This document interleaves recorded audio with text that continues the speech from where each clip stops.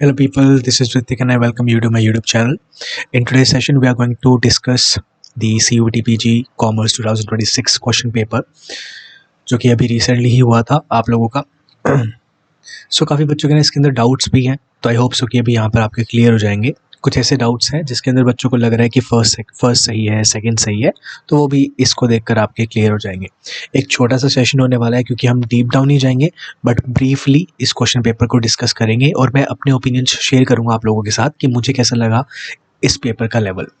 दोस्त are preparing for 2027 उनके लिए तो काफ़ी ज़्यादा इंपॉर्टेंट ये सेशन बन जाएगा। तो चलिए शुरुआत करते हैं इस छोटे से सेशन की। Let's go. फर्स्ट क्वेश्चन है आपका।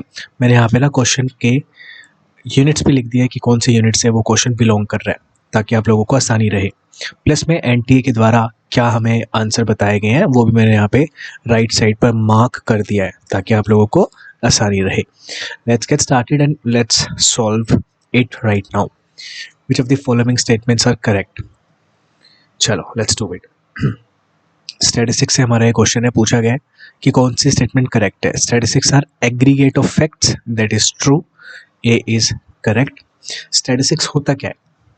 जहाँ पर हम लोग डेटा का इस्तेमाल करके कुछ इंटरप्रिटेशन लगाते हैं, ये बेसिक सेंस में हमने पढ़ा हुआ है। लेकिन स्टैटिस्टिक्स एक और चीज़ को जाना जाता है, सैंपल का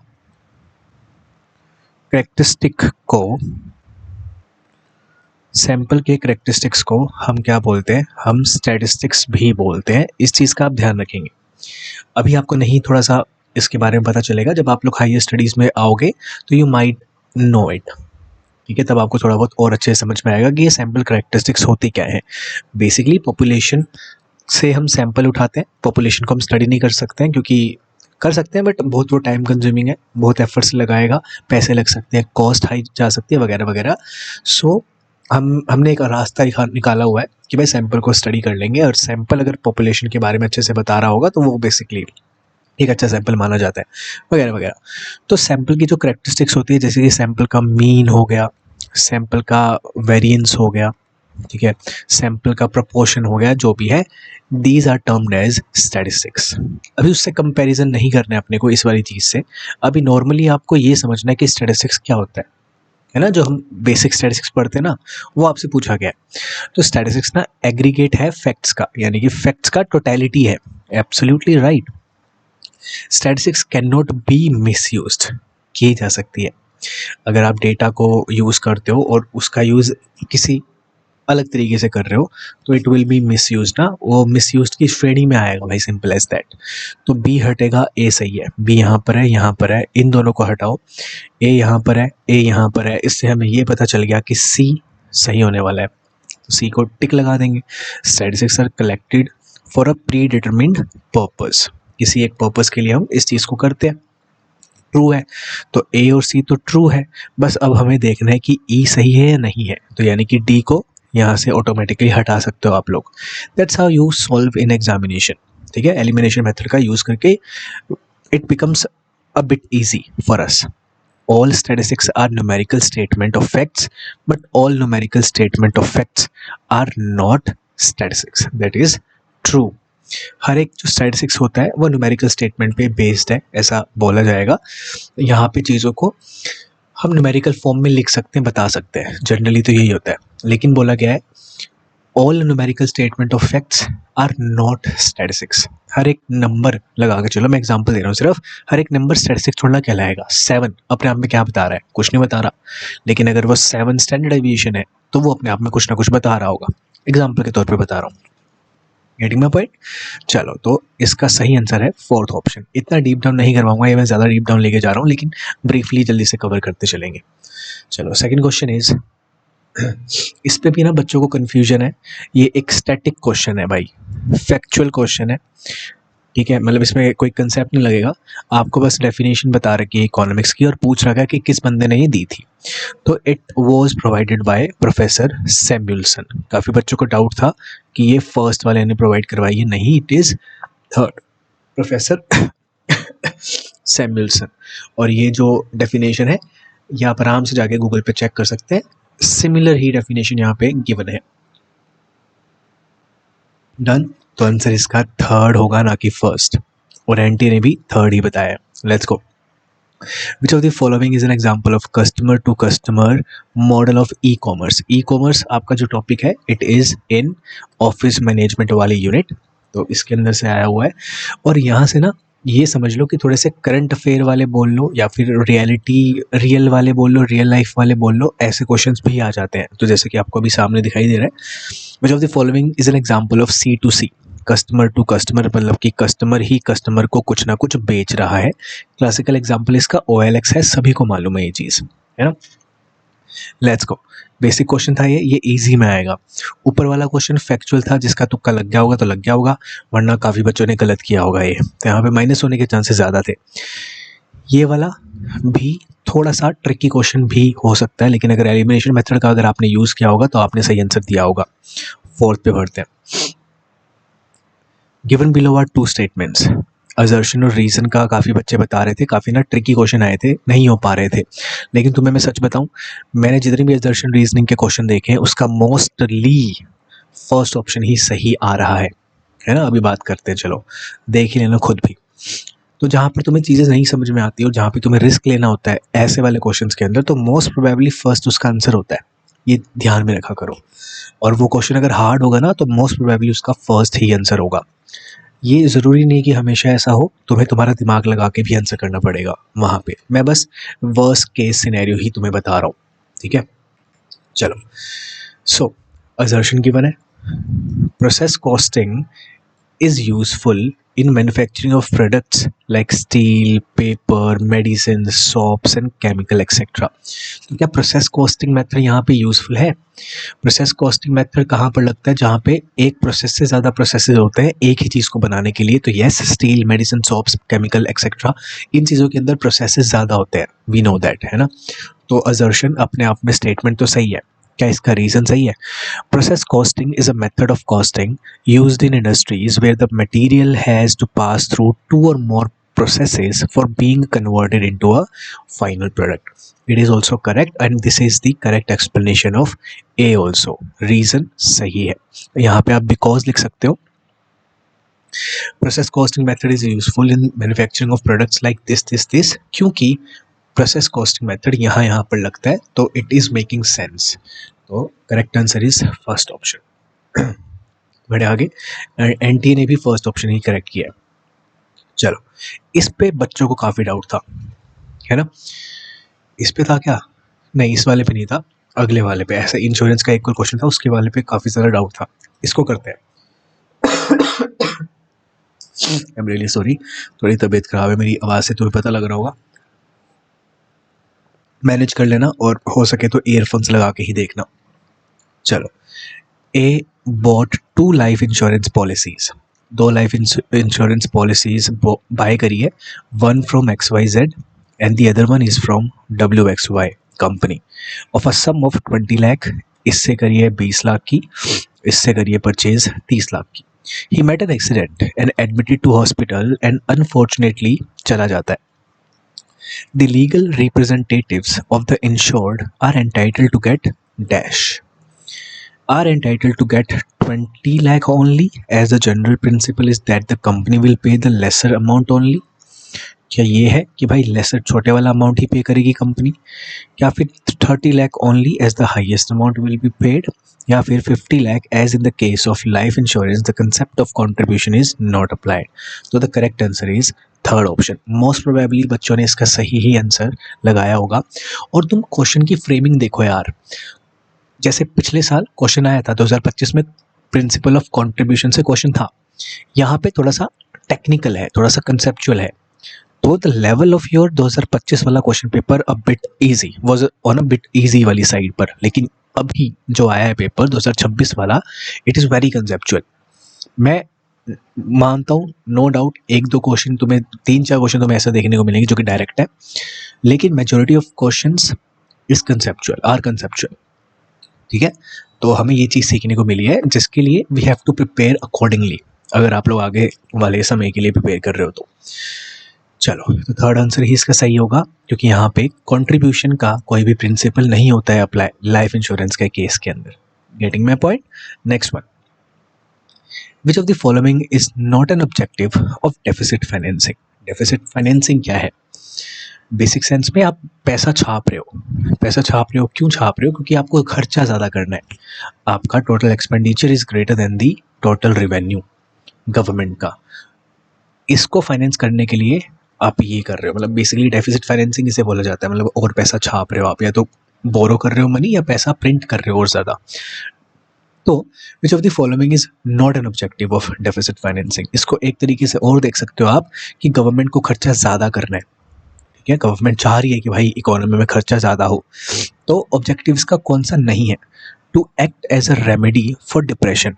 डिप्रेशन का क्या मतलब होता है कि चीज़ें बहुत स्लो लेवल पर चल रही है, इकोनॉमी में डिमांड नहीं है, लेकिन हमारी गवर्नमेंट क्या करना चाह रही है? गवर्नमेंट तो खर्चा ज़्यादा करना चाह रही है ना, तो it is a remedy for depression, है ना। अगर गवर्नमेंट खर्चा ज़्यादा करेगी विच मीन्स कि जी बढ़ता है। G is basically a component of aggregate demand, अगर तुम्हें याद हो तो, है ना। तो एडी एग्रीगेट डिमांड बढ़ेगी, तो डिप्रेशन से निकालने का ही एक काइंड ऑफ वो है ये। तो it is an objective to decrease aggregate demand. क्या ये हमारा ये डेफिसिट फाइनेंसिंग का ऑब्जेक्टिव रहता है? बिल्कुल भी नहीं रहता।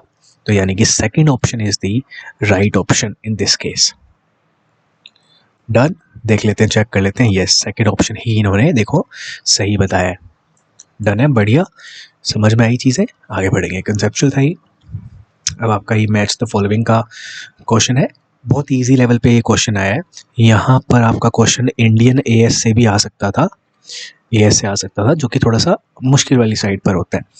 और एएस आपको पता है 29 के अराउंड ही है ऑलमोस्ट, तो आपको याद करने में आसानी भी होती है। और अभी क्या किया इन लोगों ने 1 2 3 दे दिया है, तो बहुत ईजी हमारे लिए कर दिया ये वाला क्वेश्चन, है ना। क्योंकि फर्स्ट होता है डिस्क्लोजर करना पॉलिसीज़ का, हमारे पास जो थर्ड है वो कैश फ्लो स्टेटमेंट का है, सेकंड है इन्वेंट्री का है, ये हमारा सेगमेंट रिपोर्टिंग है। तो the answer is first option. सही है बिल्कुल। आंसर भी चेक कर लेते हैं, बिल्कुल सही आंसर है first option. Next one, question number 8। If each observation of a data is increased by a constant के, हर एक डेटा है जैसे कि 1 2 3 4 5, ये हमें x की वैल्यूज की बने and it is an individual series, let's say. तो 1 2 3 4 5 दे रखा है, कह रखा है कि each observation is increased by constant के। तो k को हम लगा लेते हैं 5 है भाई, तो +5 +5 +5 +5 ऐसे हो गया। डन। आपसे पूछा है then the arithmetic mean x bar of new data क्या होगा? अनचेंज्ड रहेगा, जो पहले था वही रहेगा, या डिक्रीज हो जाएगा बाय के अमाउंट, इंक्रीज हो जाएगा बाय के, या मल्टीप्लाइड हो जाएगा बाय के? क्या लगता है आप लोगों को? इसका आंसर आप खुद ऐसे करके निकाल सकते हैं, लेकिन अगर आपने अच्छे से पढ़ा होगा तो आपने प्रॉपर्टीज ज़रूर करी होगी मीन की होगी प्रॉपर्टीज मीन की, प्रॉपर्टीज ऑफ अर्थमेटिक मीन। तो उसके अंदर क्या है मुझे बताओ ज़रा। Independent of origin and scale है या नहीं है, ये आपको चेक करना है, बस ये आपको चेक करना है, ठीक है। तो अभी यहाँ पे बात हुई है ओरिजिन की, यानी कि प्लस माइनस की, और अभी स्पेसिफिकली प्लस की बात हुई है। आप के को कांस्टेंट को प्लस कर रहे हो यहाँ पे हर एक डेटा वैल्यू के साथ, तो आपका जो मीन होता है वो भी +5 हो जाएगा। ये पुराना मीन है आपका x बार +5, तो it will get increased by के। इजी, ये एक प्रॉपर्टी थी। और बाकी अगर आपको वेरीफाई करना है तो आप ऐसे करके वेरीफाई कर सकते हैं, पहले इसका मीन निकाल लो और फिर इन पूरे का मीन निकालो, देखो क्या होता है। डन। लेट्स गो, एंटी का आंसर चेक कर लेते हैं, थर्ड ही है। चलो, फिर आपका जो क्वेश्चन बना वो बना हाउस प्रॉपर्टी से। हाउस प्रॉपर्टी से हमने देखा था कि PYQs में भी क्वेश्चन आए थे, लेकिन ऐसे क्वेश्चन नहीं आए थे। अब आप ये बोलोगे सर ये तो क्वेश्चन आपने करवाया नहीं, या तो ये हमने किया नहीं, ऐसा नहीं था। PYQ ई बुक में भी इसका प्रॉपर एक्सप्लेनेशन गिवन है। हमने कैसा क्वेश्चन किया?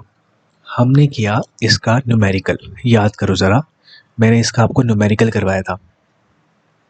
न्यूमेरिकल का ही तो प्रोसेस आपसे पूछा है, वही प्रोसेस है, ठीक है। जैसे आपको बोल दिया कि भाई NAV को फाइंड आउट करो, कंप्यूट करो, डिडक्ट करो म्युनिसिपल टैक्स को minus taxes municipal tax, GAV को फाइंड आउट करो, एक्सपेक्टेड रेंट को फाइंड आउट करो। तो सबसे पहला काम क्या था हमारा, एक्सपेक्टेड रेंट को फाइंड आउट करना और उसको कंपेयर करना एक्चुअल और फेयर वगैरह स्टैंडर्ड वगैरह के साथ, याद करो, है ना, ऐसा कुछ था। तो पहला ये होता था, ठीक है। फिर हम जीएवी निकाल लेते थे, जीएवी में से टैक्सेस को, म्युनिसिपल टैक्सेस को माइनस करते हैं तो एनएवी निकल आता है, तो ये चौथा हो गया। और फिर डिडक्शंस लगा दो भाई, दिस वाज द प्रोसेस। तो आपका सही आंसर क्या होगा, चेक करें। इसके मुकाबले तो है fourth option, I guess. Yes, fourth option is the right option. कितना सही था, हाउस प्रॉपर्टी भी हमने किया। तो ऐसा नहीं है कि अगर आप पीवाईक्यूज नहीं करेंगे या पीवाईक्यूज के बिना चले जाओगे तो काम चल जाएगा, पीवाईक्यूज करके जाओ। तुम्हें पीवाईक्यूज से ये पता चलता है कि कौन सा टॉपिक आने की संभावना होती है, और वो टॉपिक तुम्हारा वहीं पर ही कवर हो जाता है, जैसे कि हाउस प्रॉपर्टी अभी तुमने देखा। और बल्कि मैं तुम्हें बता दूं पीवाईक्यूज में कैसे या इससे मिलते जुलते आए या नहीं आए, मैं तुम्हें बताता चलता हूँ। ये मैं नहीं मानता कि ये आया था, तो लेकिन ये बेसिक था, तुम कर सकते थे इसको। फिर आपका आ गया कंट्रीब्यूशन वाला, ठीक है, ये भी लगा लो। बेसिक बेसिक तो नहीं बोलूँगा, ये फैक्चुअल था, तो ये भी नहीं करेंगे। ये भी बेसिक और फैक्चुअल काइंड ऑफ था, रियलिटी वाला।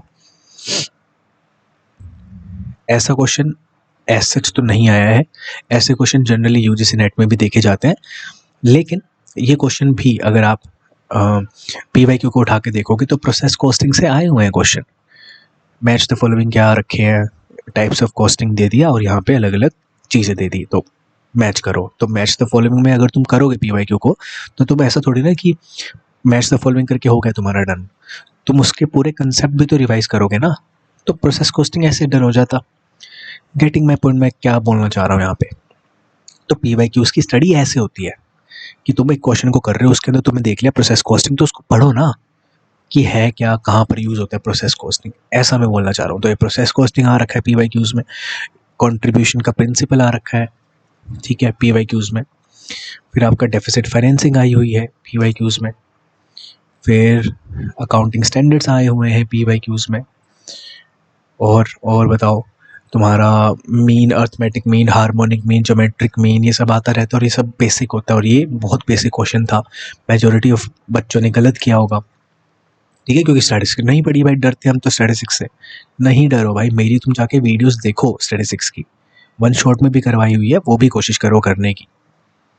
एनीवेज, जो बच्चे आगे चल के यूजीसी नेट का एग्ज़ाम देना चाहते हैं, तुम्हें फिर से ये चीज़ें पढ़नी पड़ेगी। अगर तुमने अभी इसमें अच्छा परफॉर्म नहीं किया है और बाय चांस तुम एडमिशन ले लेते हो दिल्ली यूनिवर्सिटी या कहीं पर भी, तो तुम्हें पढ़ना तो फिर से पड़ेगा ही, ठीक है। भागो मत पढ़ाई से, सामना करो उसका, डन हो जाएगा भाई एक बारी में, टेंशन नहीं लेनी है। चलो, हाउस प्रॉपर्टी आया हुआ है पीवाईक्यूज में।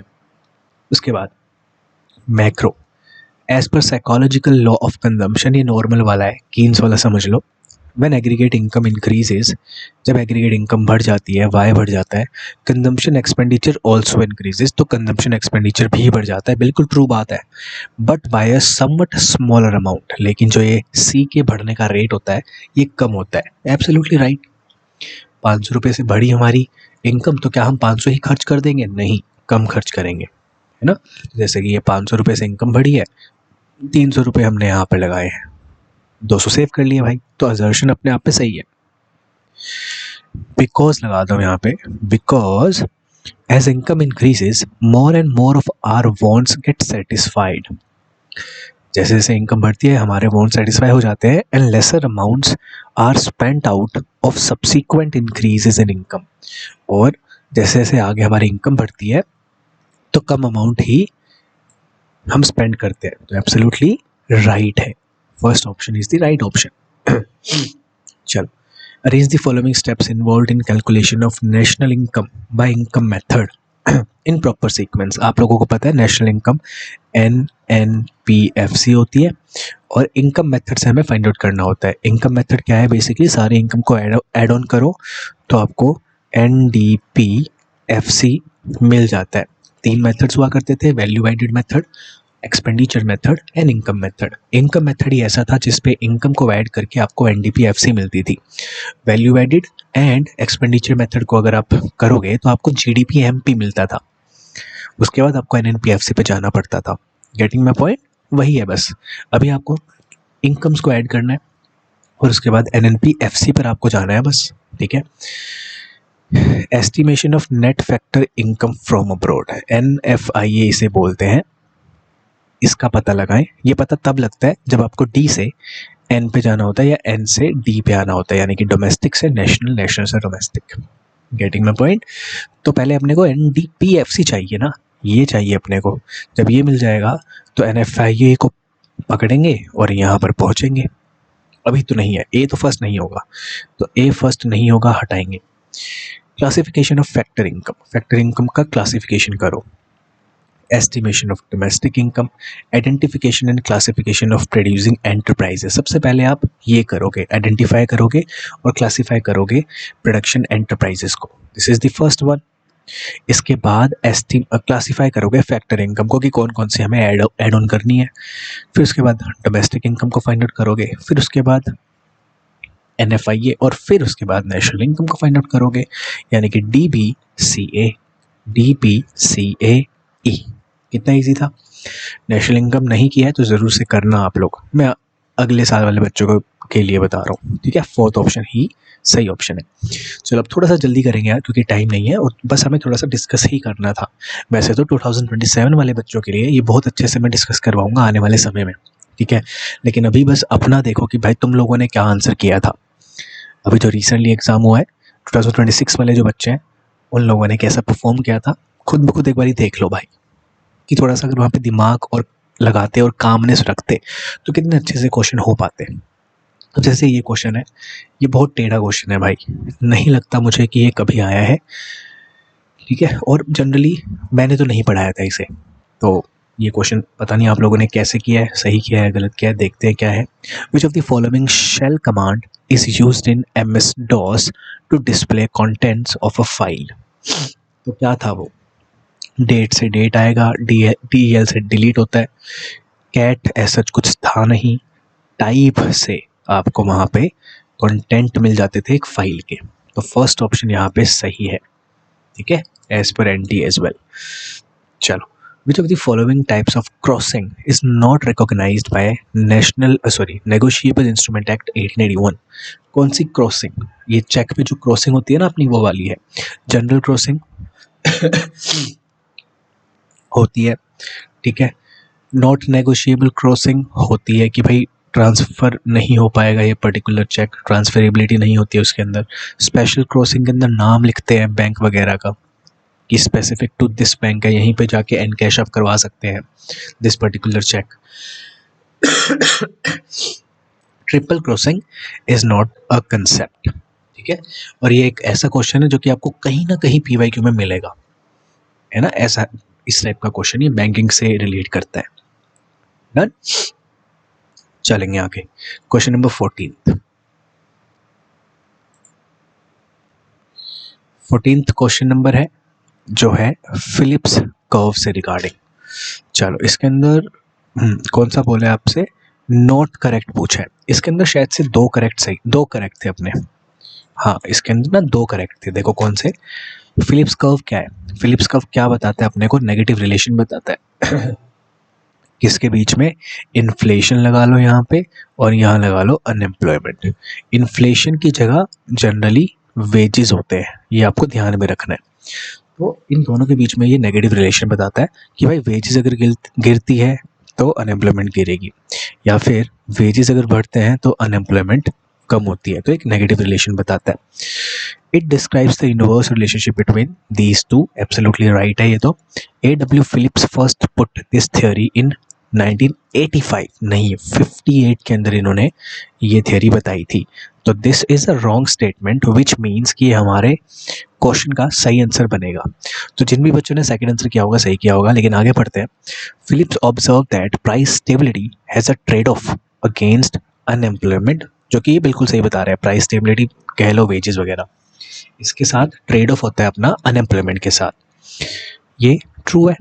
इफ अनएम्प्लॉयमेंट डिक्रीजेज, अगर अनएम्प्लॉयमेंट कम हो जाती है, inflation will also decrease, inflation भी डिक्रीज करेगी।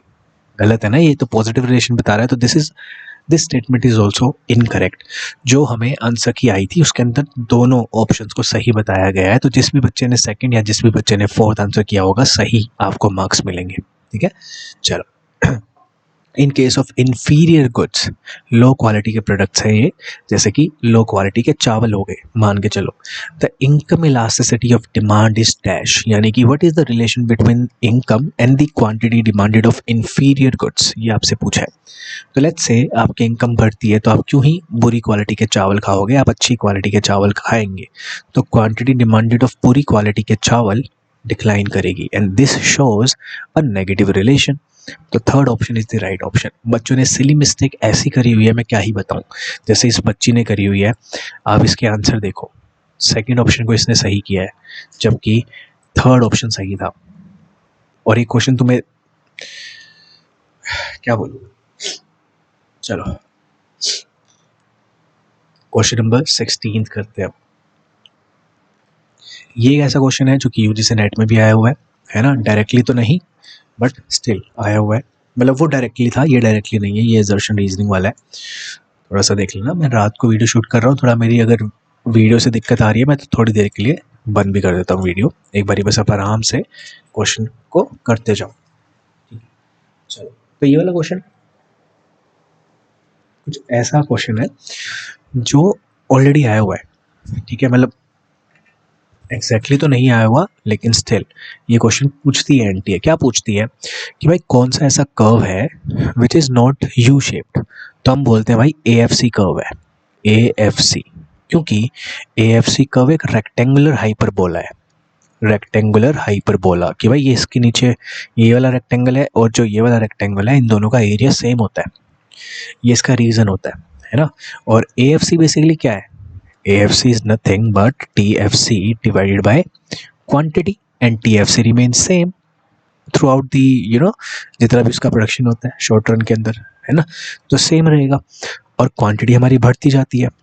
ठीक है, तो मान के चलो ये 100 है और ये पहले 1 था, फिर ये 100 हो गया, ये 2 हो गया, ये 100 हो गया, ये 3 हो गया, तो अपना ये AFC गिरता ही जाता है, बढ़ेगा नहीं, कभी गिरता ही रहेगा। ठीक है, बट कभी जीरो नहीं हो पाएगा, क्यों, the reason lies in TFC, TFC कभी जीरो नहीं होगा। Getting my point, the average fixed cost curve is a rectangular hyperbola which is true, और ये क्यों है, क्योंकि multiplication of average fixed cost with the quantity,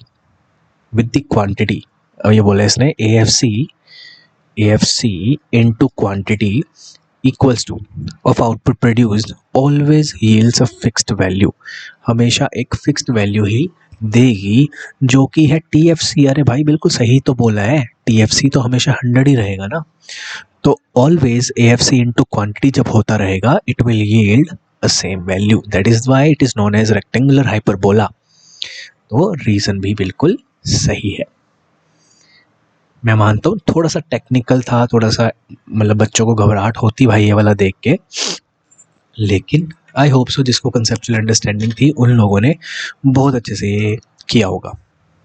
ठीक है, थोड़ा सा और जल्दी मैं करवाने की कोशिश करूँगा, आधा घंटे की क्लास तो हो ही चुकी है और थोड़ा सा कम कर देंगे, जल्दी जल्दी कर देंगे। एक ऐसा क्वेश्चन था जो कि मैंने आपको आंसर की वाले वीडियो में भी बताया है कि ये थोड़ी सी एम्बिग्विटी मुझे यहाँ पर फील हुई है, मुझे इसका आंसर कहीं नहीं मिला है।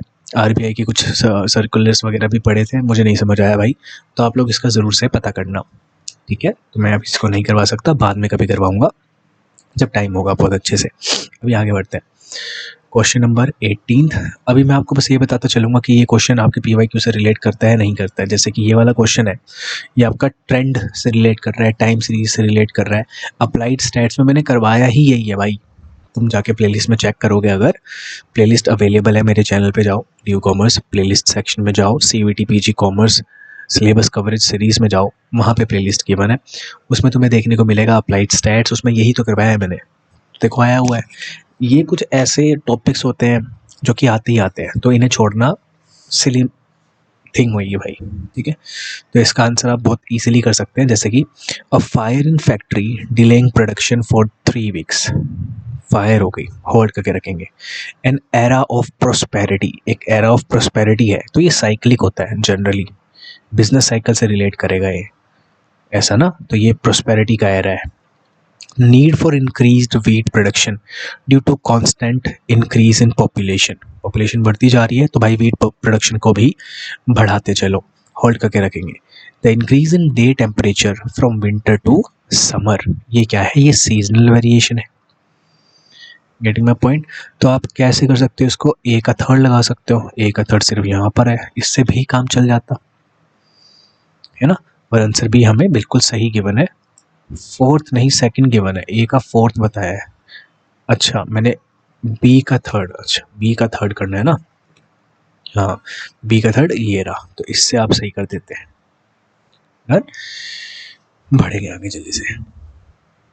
एज पर सेक्शन 52, देखो कितनी बार हमने ये क्वेश्चन किया है कि भाई एसपीआर किस किस चीज़ के लिए यूज़ होगा, ये हमने बहुत बार ही किया है। अगर आप एमसीक्यू को उठा के देखोगे सेशंस को तो कहीं ना कहीं तुम्हें ये मिलेगा, ठीक है। प्लस में कहीं ना कहीं मैंने तुम्हें होमवर्क भी करवाया है, कंपनी लॉ वाली वीडियोज़ के अंदर होमवर्क भी दिया होगा, ठीक है। तो ये 5 जगहों पर यूज़ होता है। इसके लिए यूज़ नहीं होता, बाकी सारी चीज़ों के लिए यूज़ होगा। यहाँ पे पार्टली पेड है, अगर फुल्ली पेड लिखा जाता तो हमारा ये सही आंसर होता। पार्टली पेड की जब बात आती है तो सबसे पहले इसको फुल्ली पेड बनाया जाता है, ठीक है। फुल्ली पेड बनाया जाएगा और यूज़ किया जाएगा फ्री नेचर के रिजर्व्स को। तो फ्री रिजर्व्स को यूज़ किया जाता है, जैसे कि हो गए जनरल रिजर्व, रिवेन्यू रिजर्व, है ना, पीएनएल का क्रेडिट बैलेंस। ये अगर इनके अंदर बैलेंस नहीं है then we will use SPR in case of partly paid. Getting my point. लेकिन फुल्ली पेड की जब बात आती है तो सीआरआर और एसपीआर का यूज़ किया जाता है। तो वहाँ पे फुल्ली पेड होता तो आंसर होता हमारा फोर्थ, लेकिन अभी के लिए आंसर है हमारा सेकंड ऑप्शन। चलो अच्छे लेवल के क्वेश्चन आए हुए थे यार इस बार, मैं नो डाउट ये तो मानना चाहूँगा, क्योंकि देखो ये ऊपर वाला है ना, इतना डीप डाउन मैं तुम्हें पढ़ाता हूँ यूजीसी नेट वाले में। जैसे हमारा एक यूनिट रहती है, unit number 2 accounting and auditing की, वहाँ पर हम ये चीज़ और अच्छे से पढ़ते हैं, ठीक है। वहाँ पर हम ये भी पढ़ते हैं कि how to issue bonus shares, right share issue क्या होता है, हम redemption of premium preference shares कैसे होता है, ये सारी चीज़ें वहाँ पर भी पढ़ते हैं। Arrange the following items in correct sequence in which they are shown in marginal cost statement. तो ये वही वाला परफॉर्मा है जो अपन करते हैं, ये तो सबने सही ही किया होगा, है ना। और ये हो गया अपना प्रॉफिट EBIT। तो सेल्स, उसके बाद वेरिएबल कॉस्ट, है ना, तो डी और ए आएगा, डी और ए यहाँ पर है, उसके बाद कंट्रीब्यूशन निकल आता है, तो DSC fourth option is the right option. सही है, बिल्कुल सही है। आगे बढ़ते चलेंगे। The main agency for implementing rural infrastructure development fund कौन सी है भाई, नाबार्ड है। बहुत बेसिक क्वेश्चन था ये, बहुत ज़्यादा बेसिक क्वेश्चन, ऊपर वाला भी बेसिक क्वेश्चन था। तो 2 क्वेश्चन कितने बेसिक आए हुए हैं, अगर आप लोगों ने ये भी गलत करे हैं तो बड़ा गलत है भाई। किसी बच्चे ने गलत किए हुए हैं क्या, देखो जैसे इस बच्चे ने गलत किए हुए हैं, ये वाला तो चलो ठीक किया हुआ है नाबार्ड वाला।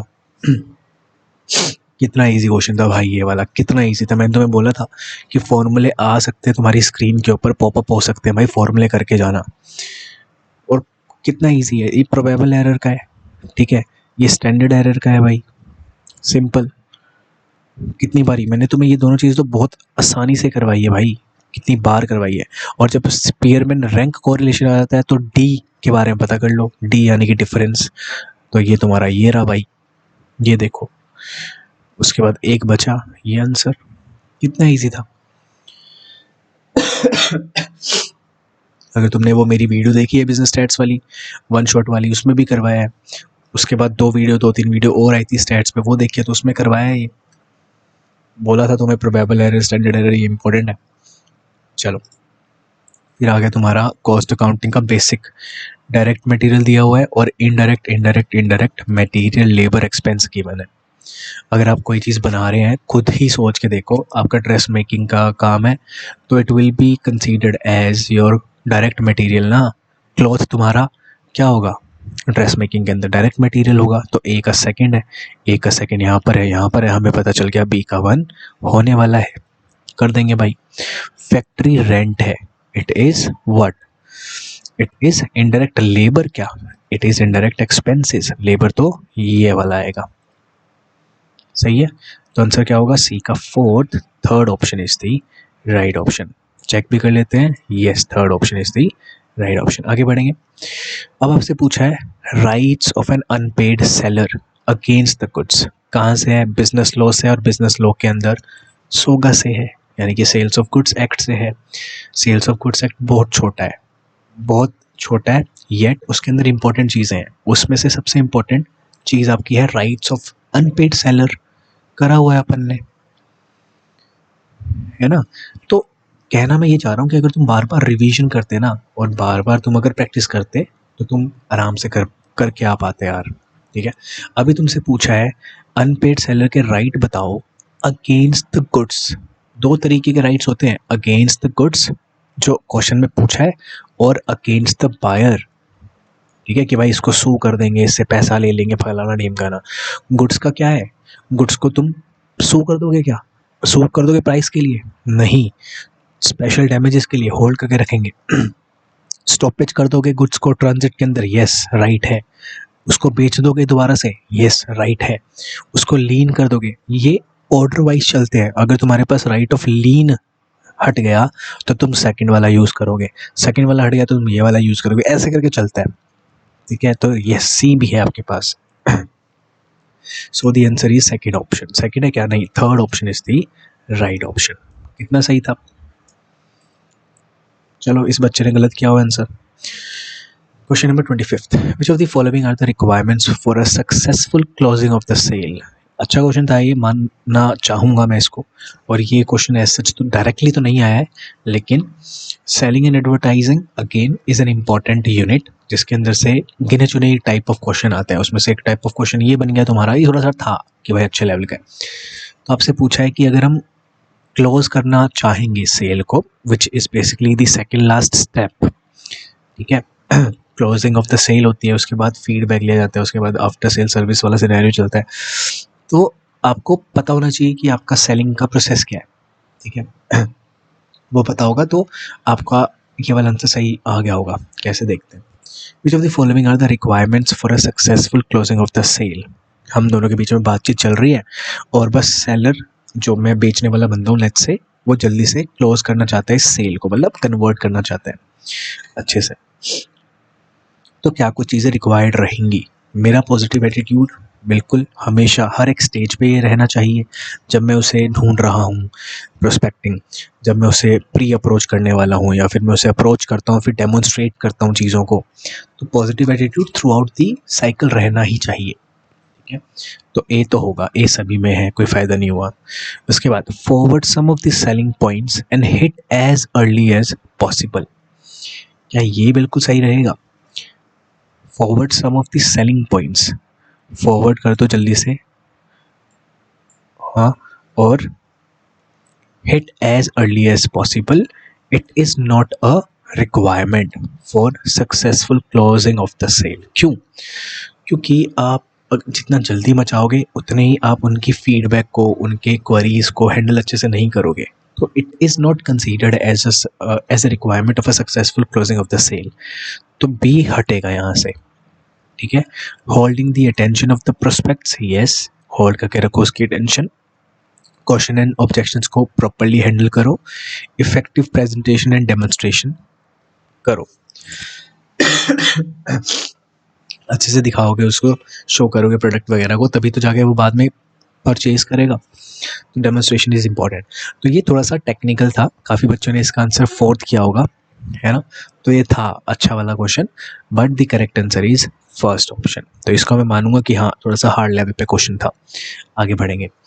Arrange the following steps of communication process as per Dekmar model in proper sequence. बहुत ईजी क्वेश्चन था, ईजी तो नहीं बोलूँगा, ठीक है, मतलब काफ़ी बच्चों के लिए मॉडरेट लेवल पे होगा, लेकिन जिन बच्चों ने ये जो चीज़ें थी जो कि आती हैं यार, एडा मॉडल, डेकमार मॉडल, तो अगर आप लोगों ने किया होगा तो आपके लिए कुछ भी नहीं था, ये ईजी था।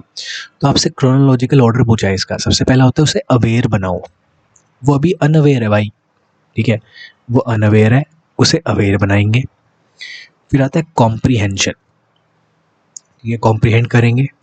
थर्ड, उसके बाद कन्विक्शन करेंगे, यानी कि एटीट्यूड उसका दिखेगा अपने को।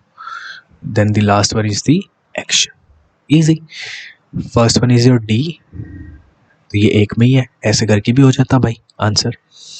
इसका आंसर मेरे हिसाब से बच्चों ने सही दिया होगा, क्योंकि जिस बच्चे ने फर्स्ट ऑप्शन को सही चूज़ कर लिया ना कि भाई पहला स्टेप क्या हो सकता है, उस बच्चे के लिए ईजी रहेगा। जिस बच्चे को पूरा भी स्टेप नहीं पता है, पूरा प्रोसेस नहीं पता है, लेकिन उसने पहला कॉमन सेंस से अगर लगा लिया तो वो थर्ड ऑप्शन कर आया होगा मेरे हिसाब से। ठीक है, काफ़ी बच्चों ने छोड़े भी होंगे और काफ़ी बच्चों ने सिली मिस्टेक करके, जैसे इस बच्ची ने करी हुई है भाई।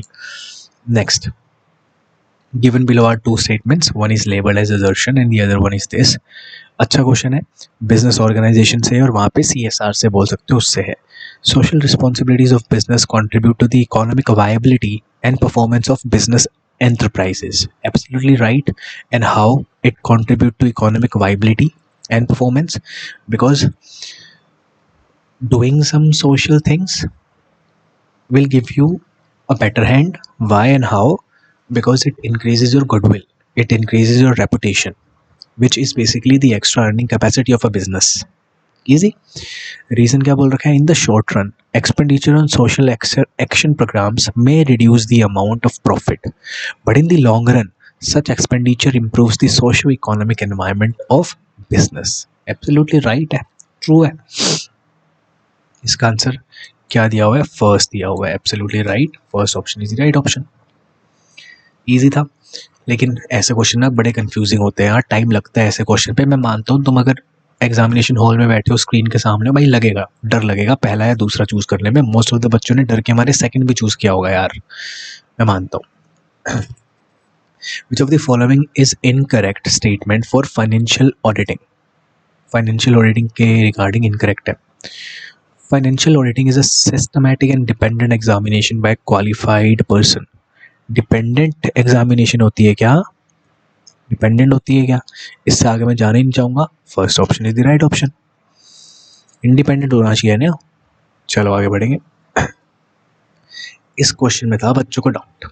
क्या डाउट था? देखो, इनमें बच्चों ने बोला कि फर्स्ट ऑप्शन ही सही रहेगा, जिसके अंदर बोला गया है कि ना वाई को कुछ भी क्लेम नहीं मिलेगा, क्योंकि यहाँ पे fire has no proximity with cause of loss. Question क्या बोल रहा था? A fire was set at X house, जो आग लगी वो एक्स के घर में लगी, and left a wall of his neighbour Y in a dangerous state. ये एक घर है, ये दूसरा घर है भाई, ये ए का है, सॉरी एक्स का है, ये वाई का है। इसके घर में आग लगी और इसकी जो वॉल है वाई की वॉल एक डेंजरस स्टेट में आ गई भाई, मतलब डैमेज हो गई, ये समझ के चलो।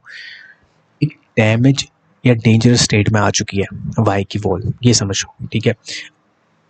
After a few days a windstorm came and caused the wall to fall and damage Y's property.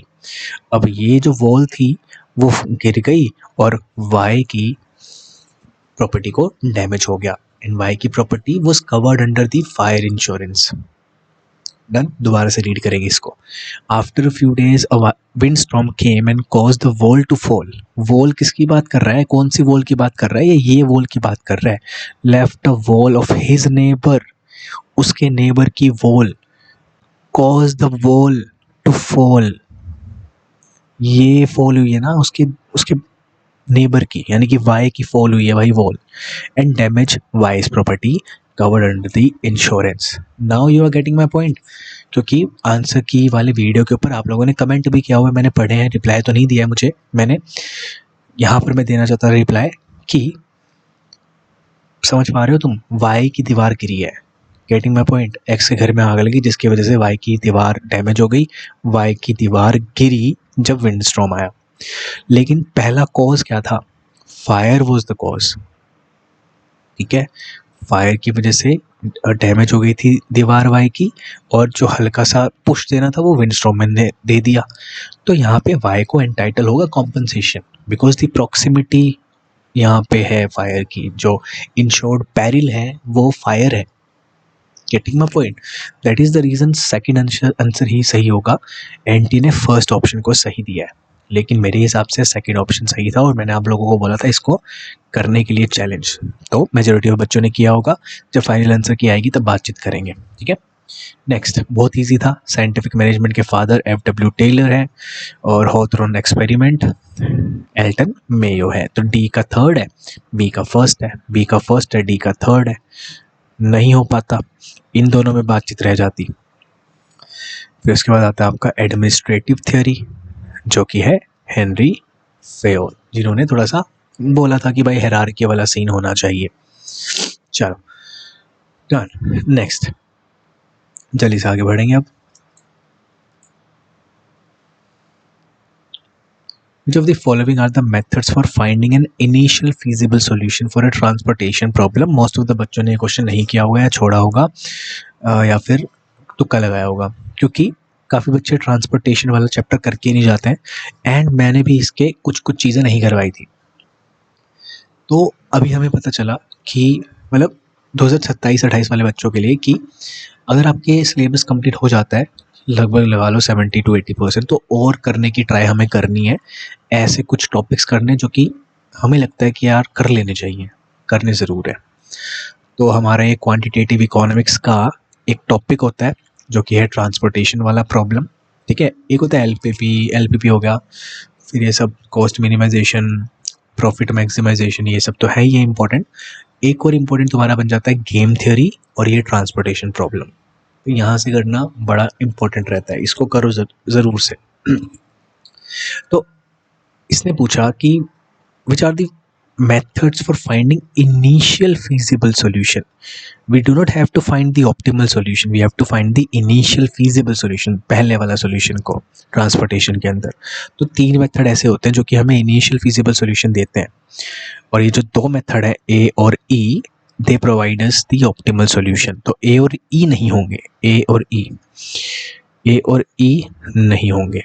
बाकी हमारे पास है बी सी डी, तो B C D is the right option. देखते हैं, yes, fourth option is the right option. आगे बढ़ेंगे। ये क्वेश्चन टेढ़ा था, ठीक है, अगली बार वाले बच्चों के लिए इंपॉर्टेंट रहने वाला है। अब हमें ये भी पता चल गया, ठीक है। कहीं ना कहीं मुझे याद आ रहा है कि हमने ये किया था और ये हल्का सा PYQ से रिलेट भी करता है, प्लीज़ ध्यान रखना। मैंने ये ऐसा भी बोला है कि हल्का सा नया था, लेकिन मुझे कहीं ना कहीं याद आ रहा है, PYQ ये बुक मैंने बनाई है ना, तो उसकी वजह से मुझे याद आ रहा है कि ये कहीं ना कहीं मैंने देखा था ये टेबल वाला, या फिर मैंने UGC नेट में देखा हो शायद से। तो हमें करना ज़रूर है अगली बार के लिए, जो भी बच्चे अगली बार देने जा रहे हैं। तो ये बच्चों ने अगेन तुक्का लगाया होगा, तो इसको आप देख लो। एक टेबल होती है टेबल F2J, उसके अंदर रहता है ये 5 टेबल, मतलब F FGH ये 5 रहते हैं, लेकिन अपने को 4 गिवन है। और जो लास्ट वाला होता है अपने पास टेबल J, वो होता है unlimited company without share capital का। और बाकी सारे मैंने यहाँ पे मैच कर रखे हैं, आप देख सकते हैं। एंड अकॉर्डिंगली आप आंसर लगाएंगे क्या, फोर्थ ऑप्शन को। यहाँ पे बेसिकली अलग अलग company, different type of company के AOA के बारे में बात करी है, जैसे कि company limited by guarantee, not having share capital, unlimited company having share capital, company limited by share, company limited by guarantee and having share capital, ठीक है। तो इसका आप समझ गए हो, जैसे कि इसका हो गया टेबल GH। चले आगे, लेट्स गो। ये भी फैक्चुअल था, लर्न करने वाला था यार, कंसेप्चुअल तो कुछ था नहीं एज सच। आगे बढ़ेंगे। Next one is the marketing वाला, असर्शन रीजनिंग का। ये भी थोड़ा सा टेढ़ा था, करते हैं, समझते हैं। Considering the harmful effects of liquor and tobacco products, the government of India ban the advertising of these products. As a reaction of this, the manufacturer of these products started seeking other way to promote these products. अपने आप में एक statement है जो कि statement सही है। तो समझ में आई ना बात कि भाई गवर्नमेंट ने ये चीज़ें बैन करी, तो इसके जो मैन्युफैक्चरर थे उन्होंने कुछ तरकीब लगाई, तरकीब लगा के वो प्रमोट करने लगे ये वाले प्रोडक्ट को। तरकीब क्या लगाई? Manufacturer introduced various other products, surrogates बोलते हैं, in the market with the same brand name, जैसे कि sodas, to remind the target market of their original products. कहने का मतलब क्या है, देखो समझो, बहुत अच्छा क्वेश्चन है ये। मार्केटिंग टैक्टिक बता रहा है अपने को एक, जो कि रियल लाइफ में फॉलो करते हैं मैन्युफैक्चरर्स। क्या बोल रहा है? बोल रहा है कि हार्मफुल इफेक्ट थे, गवर्नमेंट ने बैन कर दिया, लेकिन इसके जो मैन्युफैक्चरर थे ना, उन्होंने तरकीब लगाई। और वो तरकीब क्या थी? तरकीब ये थी कि सेम ब्रांड नेम से कुछ और बेचना शुरू कर दिया, विच इज़ नॉट बैंड। जैसे कि किंगफिशर की कुछ पानी की बोतल हो गई। Getting my point? सबसे पहले क्या आता था किंगफिशर का? तो ये लॉजिकल है और it is followed right now as well, है ना। समझ रहे हो क्या बोलना चाह रहा हूँ, ये सरोगेट्स क्या है, यही वाली चीज़। तो दोनों चीज़ें मिलती जुलती है, दोनों चीज़ें सही है, रीज़न है बिल्कुल सही।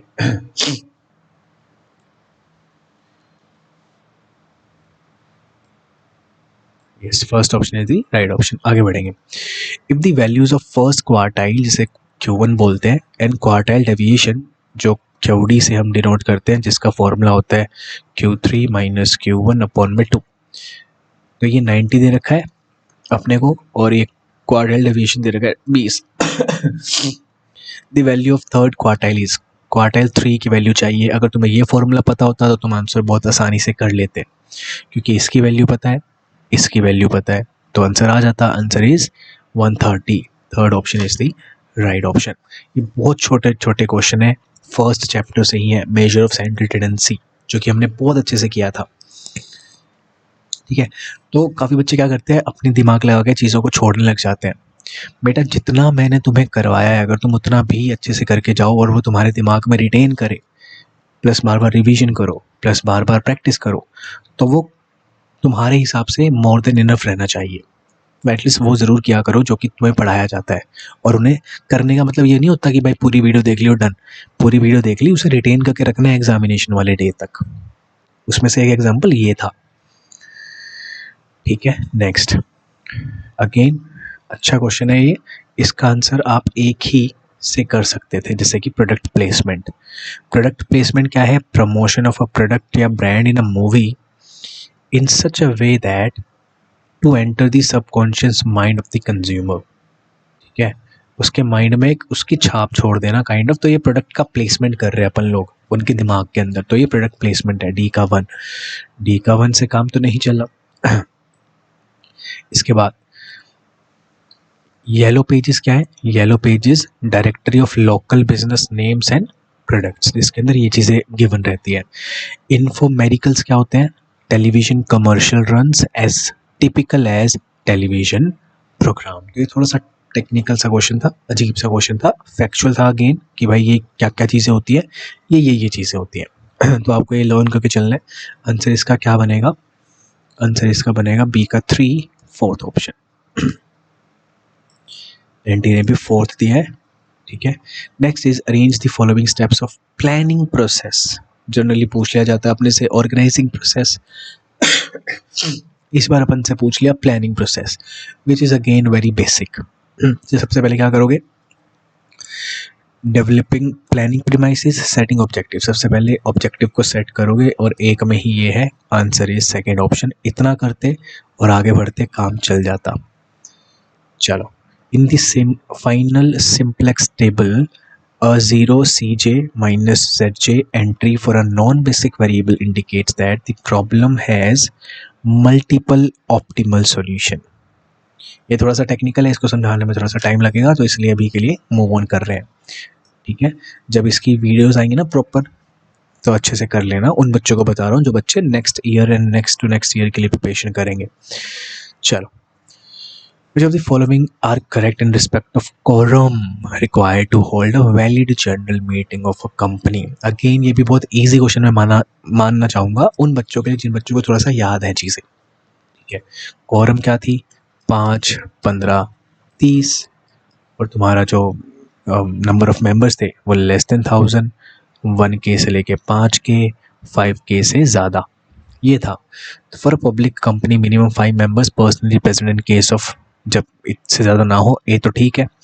यहाँ पे 20 मेंबर मांग लिए, बल्कि 15 मांगने थे, गलत है।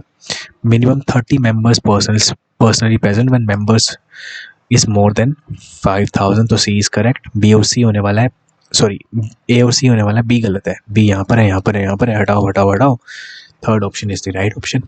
ऐसे कर होती है यार, प्राइवेट केस के अंदर मिनिमम भाई 2 से काम चल जाता है, तो ये गलत है। ऐसे कर आपको आंसर करने चाहिए थे। चल नेक्स्ट, ये आपका इनकम टैक्स से आ गया। पिछली बार क्या हुआ था, हमें चीज़ें गिवन थी और ऐसे करके मैच द फॉलोइंग आ गया था। इस बार स्टेटमेंट बेस्ड आ गया। ठीक है, और क्रोनोलॉजिकल ऑर्डर वाला आ गया कि भाई आइटम्स को ना असेंडिंग ऑर्डर में अरेंज करो। तो यार देखो, वैरायटी ऑफ क्वेश्चन तो हमें देखने को मिले हैं। जैसे ये देखो कितना वैरायटी वाला क्वेश्चन है।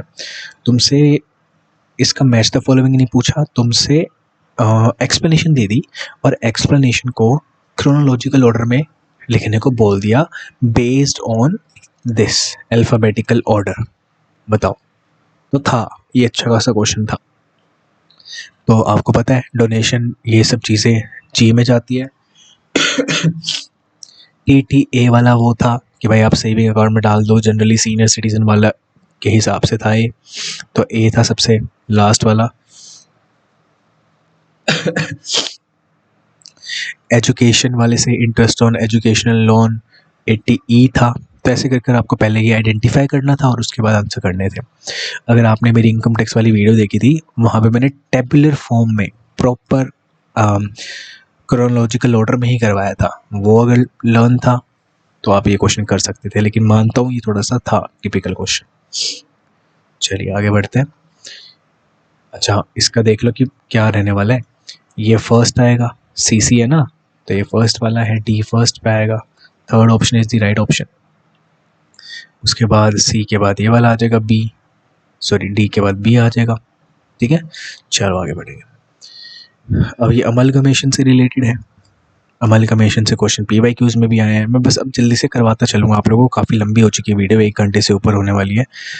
थोरो आंसर्स बाद में करवाऊंगा। इसका करेक्ट आंसर है फोर्थ ऑप्शन, B और C ही यहाँ पे इनकरेक्ट है। इनकरेक्ट। ठीक है, आगे चलेंगे। Which of the following are the external micro environment. अब यहाँ पे आपसे पूछा है एक्सटर्नल एनवायरनमेंट, अगर पूछा होता तो वो कुछ और होता, लेकिन आपसे पूछा है एक्सटर्नल माइक्रो एनवायरनमेंट। ठीक है, तो it is related with suppliers, competitors, public, customers. ठीक है, डेमोग्राफिक नहीं आएगा। तो the correct answer is ABDE। और हमें आंसर भी गिवन है थर्ड ऑप्शन ही, NTA के द्वारा। उसके बाद फिर से आपका आ गया है कैरी फॉरवर्ड का। कैरी फॉरवर्ड आप इनकम फ्रॉम हाउस प्रॉपर्टी वाला जो काइंड ऑफ एक लॉस होता है, इस लॉस को कहाँ तक कब तक कैरी फॉरवर्ड कर सकते हो, तो 8 साल तक कर सकते हैं। 42 इज डन। फिर आपका थ्योरीज है काइंड ऑफ, जैसे कि डिस्ट्रीब्यूशन ऑफ वेल्थ हो गया, मॉडर्न थ्योरी ऑफ रेंट हो गया, क्वासी रेंट हो गया। तो कंसेप्ट भी बोल सकते हो, थ्योरीज भी बोल सकते हो, जो कि गिवन है और उनके ऑथर्स आपको बताने हैं। ठीक है, quasi rent Alfred Marshall, rent accrue to land due to original and indestructible power of the soil, ये डेविड रिकार्डो प्लस मार्शल ने दिया था, तो ये भी सही है। मॉडर्न रेंट थ्योरी रॉबिन्सन की है। Distribution of wealth Clark. तो ऐसे करके आंसर आपको करने थे।